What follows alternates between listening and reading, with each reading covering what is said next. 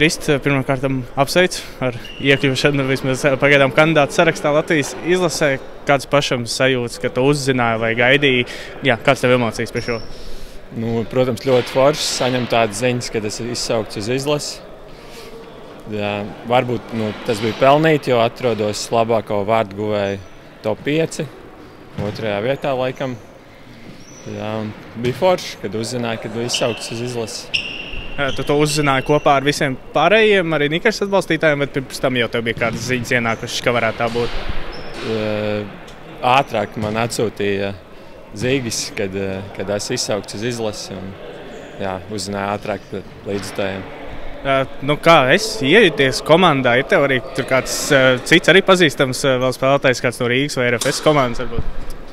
Miks Bābrs bija vispazīstamākais no visiem, bet tā jau viss es redzējis, apmēram zināju. Komandā uzņem ļoti labi, jūtos ļoti labi.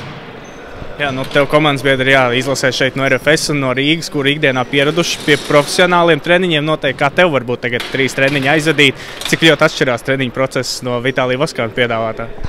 Jā, protams, 2 reizes dienā ir daudzreiz grūtāk trenēties kā 2 reizes nedēļā ar komandu. Pats individuāli vēl trenējos atsevišķi, bet intensitāte ir daudz lielāka un treniņu skaits lielāks, tāpēc ir grūtāk to fiziski izturēt. Jā, cik varbūt atšķirīgi ir spēlēt kopā ar šīm Latvijas vismaz lielajām zvaigznēm, nekā spēlēt pret viņiem virslīgas čempionātā? Tā baigi jau nekas neatšķirās. Varbūt mazliet lielāka ātruma, tehniskāk spēlētāji mazliet, bet tā baigi neko nevarētu pateikt, kad būtu labāk no mums. Labi, paldies, Krist, un turēsim iekšas par tevi.